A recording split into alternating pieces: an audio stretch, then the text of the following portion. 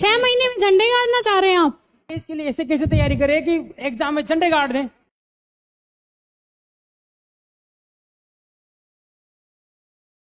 झंडे गाड़ेंगे।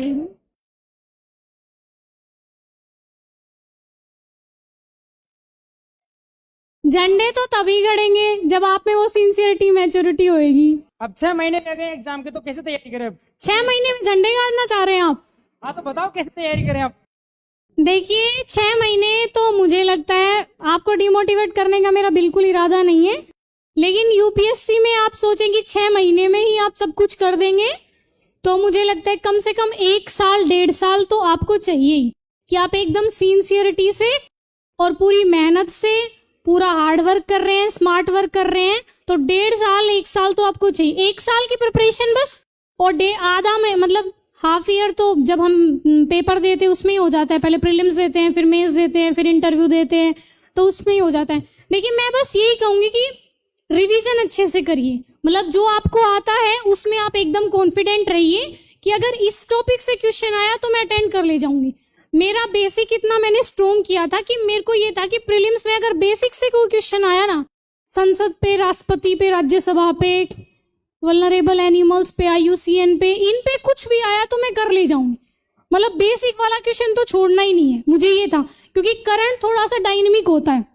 अगर आप खुद से प्रिपेयर कर रहे हैं तो शायद करंट मैनेज करना थोड़ा मुश्किल हो जाता है, लेकिन फिर भी ऐसा मैं बिल्कुल नहीं कह रही हूँ कि आपको करंट नहीं पढ़ना है, लेकिन मैं बस इतना कह रही हूँ कि जिस चीज में आप एकदम कंफर्टेबल हैं उस पे मतलब ऐसी कमांड कर लीजिए कि वहां से कुछ भी क्वेश्चन आएगा तो आप अच्छे से कर लेंगे। कोई इंग्लिश अखबार पढ़ना नहीं आता, वो क्या करे? पढ़ना नहीं आता? हाँ। पढ़ना तो सीखना पड़ेगा। मान लो उसको आता ही नहीं हो तो फिर वो क्या करे? हिंदी का पढ़ लीजिए आप। मैम हिंदी का काम नहीं आता ना अखबार इसमें। हिंदी का मतलब करंट कहाँ से पढ़े? मैंने बताया अभी कि देखिए मैं द हिंदू पढ़ती थी, ऑलमोस्ट टॉपर्स ये रिकमेंड करते हैं या तो आप द हिंदू पढ़ो या इंडियन एक्सप्रेस पढ़ो। लेकिन अगर आप इंग्लिश का नहीं पढ़ रहे हैं तो उसको एनालाइसिस देख लीजिए। एनालाइसिस तो हिंदी में होता है, वो तो आपको समझ में आएगा। या हिंदी भी नहीं आती है? नहीं मैम वो तो आती है। आती है ना? Yes ma'am. तो एनालाइसिस देख लीजिए। Thank you so much ma'am. जी मैं अपने रिसोर्सेज बता दूं? हाँ ताकि हमको गाइड मिल जाए एक बार। मतलब देखिए रिसोर्सेज तो मेरे और भी जगह बहुत कोई हो जगह सकता है जैसे हमसे कोई चीज छूट रही हो और आपने वो पढ़ी हो तो हम उसको कवर कर ले अगर टाइम मिला तो।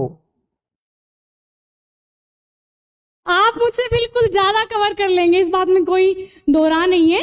लेकिन देखिए आपके पास अपने कोचिंग के नोट्स हैं तो आप ज्यादा रिसोर्सेज के चक्कर में मत पड़े। फिर भी अगर आपको मेरे जानने, और मैंने सिर्फ मैगजीन्स नहीं पढ़ी, मैंने डेली न्यूज़पेपर पढ़ा है, और आप इतना पढ़ लीजिए बस, मोर देन इनफ है। मैं अपने रिसोर्सेज मतलब यही रहे हैं, NCERTs पढ़ी हैं, उसके बाद मतलब हर सब्जेक्ट की जो स्टैंडर्ड बुक्स रही हैं, जैसे हिस्ट्री के लिए स्पेक्ट्रम पढ़ी है, बिपिन चंद्र की दोनों बुक्स पढ़ी हैं, India after independence, freedom struggle और इंडिया आफ्टर इंडिपेंडेंस दोनों।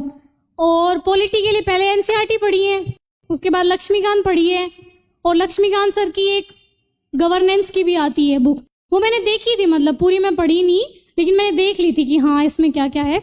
और उसके बाद ज्योग्राफी के लिए माजिद हुसैन सर, पहले तो NCERT सबकी, उसके बाद माजिद हुसैन सर, लेकिन वो थोड़ी सी मोटी बुक है और थोड़ा सा पढ़ना होता है डिफिकल्ट, तो मैंने उसमें से सेलेक्टेड पढ़ा था मतलब। और मैंने ऑनलाइन भी बहुत पढ़ा था, मतलब जो टॉपिक मुझे समझ में नहीं आता था वो मैं ऑनलाइन कवर कर लेती थी। मतलब काफ़ी टाइम लगाती थी, अगर एक टॉपिक समझ में नहीं आ रहा है तो मल्टीपल मतलब सोर्सेज से, लेकिन मैं कवर कर लेती थी।